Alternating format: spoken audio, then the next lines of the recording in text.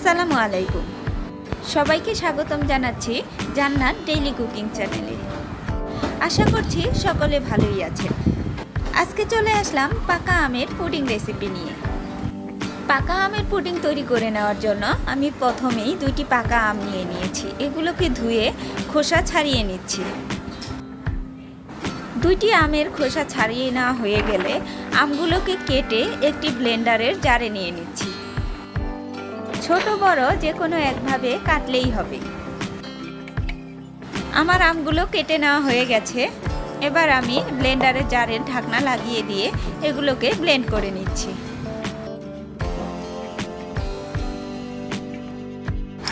আমার আমগুলো ব্লেন্ড করে নেওয়া হয়ে গেছে।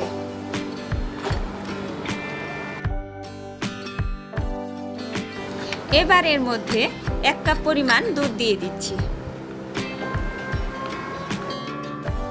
দুধ দেওয়া হয়ে গেলে এর মধ্যে 2 টেবিল চামচ চিনি দিয়ে দিচ্ছি। চিনিটা আপনারা আপনাদের পছন্দ অনুযায়ী দিবেন। আমটা বেশি মিষ্টি হলে একটু কম দিবেন, আর একটু কম মিষ্টি হলে একটু বেশি দিবেন। আর দিয়ে দিলাম পরিমাণ মতো লবণ। এবার ব্লেন্ডারের জারের ঢাকনাটি লাগিয়ে দিয়ে এটিকে আবার 2-1 মিনিট ব্লেন্ড করে নিব। আমার ব্লেন্ড করে নেওয়া হয়ে গেছে। দেখুন এটি কতটা সুন্দর হয়েছে। আমের কালারটি অনেক সুন্দর হয়েছে। এবার এটিকে এক সাইডে রেখে আমি আরেকটি বাটিতে 1/2 কাপের মতো দুধ নিয়ে নিয়েছি। এর মধ্যে 2 টেবিল চামচ কর্নফ্লাওয়ার অ্যাড করে দিচ্ছি।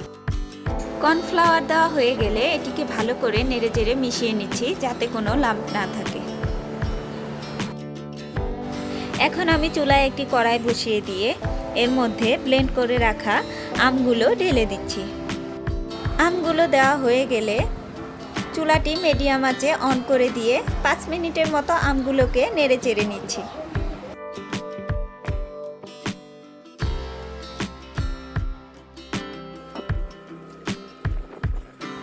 5 মিনিটের মতো নাড়াচাড়া করে নেওয়া হয়ে গেলে দুধ আর কর্নফ্লাওয়ারের যে মিশ্রণটি করে রেখেছিলাম সেটি আরেকটু ভালোভাবে নাড়াচাড়া করে আমের মিশ্রণটিতে দিয়ে দিচ্ছি। এখন এগুলোকে আরও কিছুক্ষণ মিডিয়াম আঁচে রান্না করে নিচ্ছি। চুলার আঁচটি অবশ্যই মিডিয়াম টু লোয়ে রাখতে হবে। এখন আমের মিশ্রণটি অনেকটা ঘন হয়ে এসেছে। আমের মিশ্রণটি বেশি ঘনও হওয়া যাবে না, আবার বেশি পাতলাও হওয়া যাবে না, ঠিক এরকম থাকতে হবে। এখন আমি এগুলোকে চুলা থেকে নামিয়ে ঠান্ডা করে নিচ্ছি। আর 2টি বাটি নিয়ে নিচ্ছি আমের মিশ্রণগুলো ঢেলে নেওয়ার জন্য। আপনারা যে কোনো সাইজের বাটি নিতে পারেন। আমি বাটিগুলোকে ভালোভাবে তেল মাখিয়ে নিচ্ছি। তেলটা অবশ্যই ভালোভাবে মাখিয়ে নিতে হবে, না হলে আমের মিশ্রণটি বাটি থেকে উঠতে যাবে না। বাটিতে তেল লাগিয়ে নিলে পুডিংটি খুব সহজে বাটি থেকে উঠে আসবে। আমার 2টি বাটিতেই ভালোভাবে তেল মাখিয়ে নেওয়া হয়ে গেছে। এবার আমের মিশ্রণগুলো বাটিতে ঢেলে দিচ্ছি। একটু সাবধানে আস্তে আস্তে করে ঢালছি। আমি একইভাবে 2টি বাটিতেই আমের মিশ্রণটি ঢেলে নিচ্ছি। ঢেলে দেওয়া হয়ে গেলে আমি একটি চামচের সাহায্যে আমের মিশ্রণটি সুন্দর করে সমান করে দিচ্ছি। ঢেলে নেওয়া হয়ে গেলে আমি বাটিগুলোকে আলাদা আলাদাভাবে ঝাঁকিয়ে দিচ্ছি, যাতে বাটির ভিতরে কোনো লাম্প না থাকে।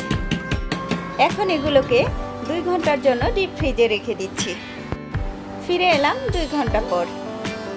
দেখুন আমার আমের পুডিংগুলো একেবারে সেট হয়ে গেছে। দেখতেও মাশাআল্লাহ অনেক সুন্দর হয়েছে। এবার এগুলোকে বাটি থেকে ঢেলে নিচ্ছি।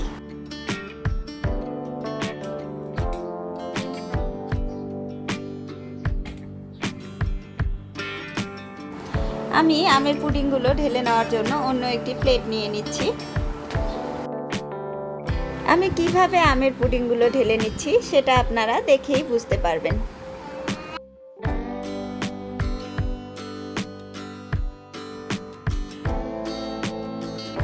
দেখুন কত সহজেই বাটিটি উঠে আসলো। আর আমের পুডিংটিও মাশাআল্লাহ অসাধারণ সুন্দর হয়েছে। এখন আমি পুডিংটি আপনাদেরকে কেটে দেখিয়ে দিচ্ছি। দেখুন পুডিংটি কত সহজেই কেটে নেওয়া যাচ্ছে, আর ভেঙেও যাচ্ছে না। আশা করছি রেসিপিটি আপনাদের কাছে ভালো লেগেছে। ভিডিওটি ভালো লাগলে লাইক, কমেন্ট এবং শেয়ার করতে ভুলবেন না। এরকম আরও নতুন নতুন ভিডিও পেতে আমার চ্যানেলটি সাবস্ক্রাইব করে পাশে থাকা বেল আইকনটি অন করে দিবেন, যাতে আমি কোনো ভিডিও আপলোড দিলে সবার প্রথমে আপনার কাছে চলে। দেখা হবে আবার কোনো নতুন ভিডিও নিয়ে। সে পর্যন্ত সকলেই ভালো থাকবেন। ভিডিওটি দেখার জন্য অসংখ্য ধন্যবাদ। আল্লাহ হাফেজ।